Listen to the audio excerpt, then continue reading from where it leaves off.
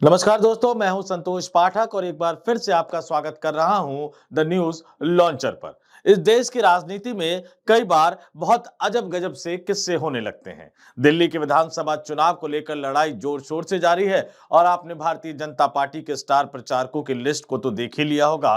कई फिल्मी सितारे उस स्टार प्रचारक की लिस्ट में शामिल है, लेकिन अब भारतीय जनता पार्टी जो कि स्टार प्रचारकों के सहारे यानी ग्लैमर के सहारे फिल्मी दुनिया के एक्टर और एक्ट्रेस और गायकों के सहारे हर कीमत पर चुनाव जीतने की रणनीति को कामयाबी से आजमाती रही है, उनकी एक अपनी सांसद जो कि फिल्म अभिनेत्री भी है, उन्होंने लगातार भाजपा की परेशानी को बढ़ा कर रखा हुआ है। और अब तो कंफ्यूजन ये पैदा हो गया है भारतीय जनता पार्टी के लिए कि प्रधानमंत्री नरेंद्र मोदी की सांसद यानी हिमाचल प्रदेश की मंडी से निर्वाचित महिला सांसद जो कि फिल्म अभिनेत्री भी हैं और जो गाहे बगाहे या यूं कहूं कि कई बार अपने बयानों को लेकर खासी चर्चा में रहती है, उनकी बात को ज्यादा तवज्जो दी जाए या राष्ट्रीय स्वयंसेवक संघ के मुखिया मोहन भागवत को ज्यादा तवज्जो दी जाए। पूरी की पूरी सरकार परेशान हो गई है, किसकी बात माननी है, किसकी बात नहीं माननी है। एक तरफ महिला सांसद है, भारतीय जनता पार्टी के आला कमान की करीबी है, तभी तो टिकट दिया गया, मुंबई से बुलाकर हिमाचल प्रदेश के मंडी लोकसभा सीट से चुनाव लड़ाया गया, उस मंडी लोकसभा सीट से जहां से जेपी नड्डा यानी पार्टी के राष्ट्रीय अध्यक्ष को लड़ना था। और दूसरी तरफ राष्ट्रीय स्वयंसेवक संघ के मुखिया मोहन भागवत है, जो पहले ही भारतीय जनता पार्टी के टूल किट द्वारा चलाए जा रहे नकारात्मक अभियान को लेकर नाराज बताए जा रहे हैं। मोहन भागवत को लंबे समय तक नाराज तो नहीं रखा जा सकता, तो अब भारतीय जनता पार्टी की दिक्कतें पैदा हो गई है कि क्या करे क्या ना करे। यह दिक्कत केंद्रीय शिक्षा मंत्री धर्मेंद्र प्रधान के लिए भी पैदा हो गई है और देश के केंद्रीय गृह मंत्री अमित शाह के लिए भी पैदा हो गई है, जो कि नरेंद्र मोदी के गृह क्षेत्र यानी वडनगर में जाकर यह कहते हुए नजर आए कि नरेंद्र मोदी ने अभावों में जीने के बावजूद कभी भी नकारात्मकता अपने अंदर नहीं रखी, नेगेटिविटी अपने अंदर नहीं रखी और उनके जीवन की जो कहानी है, जो किस्सा है, ये देश ही नहीं पूरी दुनिया में पढ़ाया जाएगा कि कैसे वो कामयाब हुए, कैसे मुख्यमंत्री बन के क्या क्या किया उन्होंने, प्रधानमंत्री बन के क्या क्या किया उन्होंने। लेकिन सवाल यह है कि प्रधानमंत्री वो 2014 में बने। अब भागवत साहब कह रहे हैं कि देश तो 2024 में आजाद हुआ। कैसे कह रहे हैं? मोहन भागवत साहब का यह बयान बहुत चर्चा में है। अब राजनीतिक विरोध की बात छोड़ दीजिए, कांग्रेस ने किस तरह से हमला बोला, राहुल गांधी ने क्या कहा, मल्लिकार्जुन खड़गे ने क्या कहा, तमाम नेताओं ने क्या कहा, लेकिन यहां सवाल मैं दूसरा पूछ रहा हूं। राष्ट्रीय स्वयंसेवक संघ के मुखिया मोहन भागवत का तो ताजा ताजा बयान है कि इस देश को सच्ची आजादी तब मिली थी जब अयोध्या में, उत्तर प्रदेश के अयोध्या में रामलला की जो मूर्ति थी वो स्थापित की गई थी, प्रतिष्ठित की गई थी। और ये कब हुआ था? ये रामलला की मूर्ति की जो प्राण प्रतिष्ठा की गई थी अयोध्या में, ये 22 जनवरी 2024 को की गई थी। प्रधानमंत्री नरेंद्र मोदी के द्वारा की गई थी। प्रधानमंत्री नरेंद्र मोदी ने कहा गया कि उससे पहले बहुत बड़ा अनुष्ठान भी रखा, कई दिनों तक अनुष्ठान रखा, और जब ये राम मंदिर की प्राण प्रतिष्ठा का समारोह हो रहा था 2024 के जनवरी में, तो साइड एक्टर के रूप में मोहन भागवत भी उस कार्यक्रम में मौजूद थे। अब भागवत साहब कह रहे हैं कि देश की आजादी तो उसी दिन मिली थी, जनवरी 2024 में। अब उससे पहले भारतीय जनता पार्टी की जो वर्तमान सांसद फिल्म अभिनेत्री कंगना रनौत तो कह चुकी कि नहीं, देश को आजादी 15 अगस्त 1947 को नहीं मिली थी, देश को आजादी 2014 में मिली थी जब नरेंद्र मोदी प्रधानमंत्री बने थे। अब बताइए, मैं भी कंफ्यूज हो गया, सरकार के मंत्री भी कंफ्यूज हो गए, अब शिक्षा मंत्री कंफ्यूज हो गए, एनसीईआरटी कंफ्यूज हो गई, शिक्षा मंत्रालय के अधिकारी कंफ्यूज हो गए कि भाई साहब आपस में तय करके बताओ फाइनली लिखना क्या है किताबों में। क्योंकि इससे पहले तो किताबों में यह लिखा गया था कि 15 अगस्त 1947 को देश आजाद हुआ था। अब नरेंद्र मोदी की सांसद, भारतीय जनता पार्टी आलाकमान की करीबी सांसद कंगना रनौत कह रही है कि 2014 में देश को आजादी मिली थी जब नरेंद्र मोदी प्रधानमंत्री बने थे। अब भागवत साहब कह रहे हैं कि 2024 में देश को आजादी मिली थी जब रामलला की मूर्ति की प्राण प्रतिष्ठा हुई थी। अब अगर इसको माना जाए तो एनसीईआरटी की बुक में लिखवाना क्या है? देश को आजादी मिली कब थी? 1947 में मिली थी, 2014 में मिली थी, 2024 में मिली थी। और अगर भागवत जी की बात मान भी ली जाए और 2024 लिखवा दिया जाए, तो अब ये बताइए कि प्रधानमंत्री संग्रहालय में जो बड़ी-बड़ी कामयाबियों के जिक्र लिखे हुए हैं, तो 2014 में क्या नरेंद्र मोदी गुलाम भारत में प्रधानमंत्री बने थे? ये 2019 में गुलाम भारत में प्रधानमंत्री बने थे।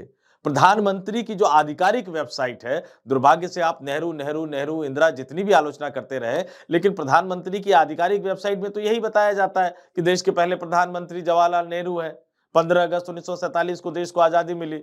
भारत के तमाम जितने भी संवैधानिक किताबें हैं, भारत की जितनी भी किताबें हैं, जितने भी पाठ्य पुस्तक है, उन सब में यही लिखा हुआ है। अब परेशानी किसकी बढ़ गई? परेशानी बढ़ गई केंद्रीय शिक्षा मंत्री धर्मेंद्र प्रधान साहब की। राष्ट्रीय स्वयंसेवक संघ का एजेंडा लागू करना है। शिक्षा में तो एजेंडा पता नहीं कितना लागू कर पाए, कितना नहीं कर पाए, लेकिन हाँ, एक चीज जरूर करते चले गए कि जो कमेटियां कुछ बनी, उसमें संघी लोगों को बिठा दिया गया। दूसरी चीज उन्होंने जरूर की कि इस देश के जितने विश्वविद्यालय हैं, कॉलेज है, वहां कोशिश किया जा रहा है कि ज्यादा से ज्यादा संघ के बैकग्राउंड से जुड़े लोगों को बिठाया जाए। देश के बाकी राज्यों की बात तो मैं बहुत ज्यादा नहीं जानता, लेकिन दिल्ली यूनिवर्सिटी की बात मैं जानता हूं कि दिल्ली यूनिवर्सिटी में संघ और अखिल भारतीय विद्यार्थी परिषद से आए हुए लोगों को, पुरुषों को, महिलाओं को असिस्टेंट प्रोफेसर या इस तरह की कई नौकरियां दी गई। अब उनसे 24 घंटे 24x7 भारतीय जनता पार्टी अपना काम करवाती है। पता नहीं वो इस कॉलेजों में और विश्वविद्यालयों में जाके पढ़ाते कब होंगे, खैर वो दूसरी चीज है। लेकिन अब समस्या है कि देश की आजादी वाकई मिली कब थी? नहीं, हल्के में मत लीजिएगा, मजाक मत समझिएगा, ये बहुत ही गंभीर विषय है। कोई भी कभी भी कहीं भी किसी भी मंच पर उठकर खड़ा हो जाए और देश की आजादी पर सवाल उठाने लग जाए, देश के स्वतंत्रता आंदोलन पर सवाल उठाने लग जाए, कोई 2014 में आजादी मिलने की बात कहे, कोई 2024 में आजादी मिलने की बात कहे, कल को कोई और खड़ा हो जाएगा, वो कहेगा नहीं 26-27 में मिला था, उस दिन मोदी जी ने ये ऐतिहासिक काम किया था, हमारे लिए तो देश की आजादी उसी दिन से शुरू हो गई थी। ये तमाम गंभीर बातें हैं और राहुल गांधी ने बिल्कुल सही कहा था कि कहीं ना कहीं तो फुल स्टॉप लगाना होगा, कहीं ना कहीं तो किसी को बताना होगा कि ये अनर्गल बातें हम आपकी सुनने को तैयार नहीं है। कहीं तो लगाम लगाइए अपनी जुबान पे, कहीं तो लगाम लगाइए अपनी भावनाओं पे, या आपके मन में जो आएगा बोलते जाएंगे। दूसरे शब्दों में कहूं, अपमानजनक है लेकिन ये कहना बनता है कि आपके मन में जो बकवास आएगी वो बकवास आप करते जाएंगे, तारीखों के साथ हेरफेर करते जाएंगे, इतिहास को बदलने की कोशिश करते हुए नजर आएंगे। और सोशल मीडिया का जमाना, गोदी मीडिया का जमाना, गोदी मीडिया तो उन्हीं चीजों को ज्यादा से ज्यादा दिखा रही है। कंगना रनौत के बयान को ज्यादा दिखाया गया, मोहन भागवत के बयान को ज्यादा दिखाया गया। अब बताइए छोटे बच्चे माने तो क्या माने, किसको सच माने? लेकिन भारतीय जनता पार्टी की परेशानी यहीं खत्म नहीं हो रही है। अमित शाह, धर्मेंद्र प्रधान की परेशानी यहीं खत्म नहीं हो रही है। परेशानी अब इससे बड़ी उठकर सामने आ रही है। इससे बड़ी परेशानी खड़ी होकर सामने आ रही है। पंजाब की राजनीति में भारतीय जनता पार्टी अभी तक अपने पैर नहीं जमा पाई।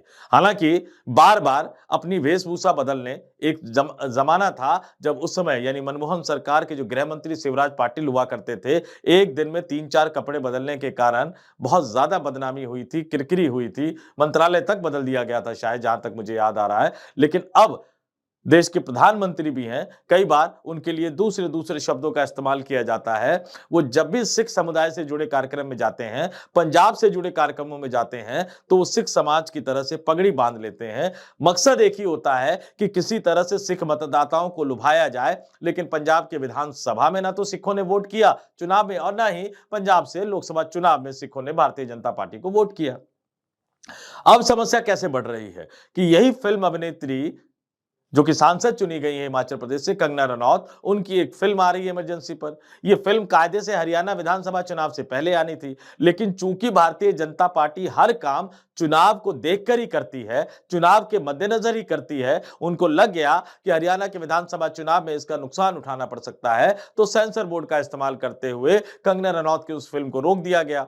चुनाव खत्म हो गया, चुनाव सामने है नहीं, तो उसके बाद कुछ काट छाट करने के बाद सेंसर बोर्ड ने सर्टिफिकेट दे दिया।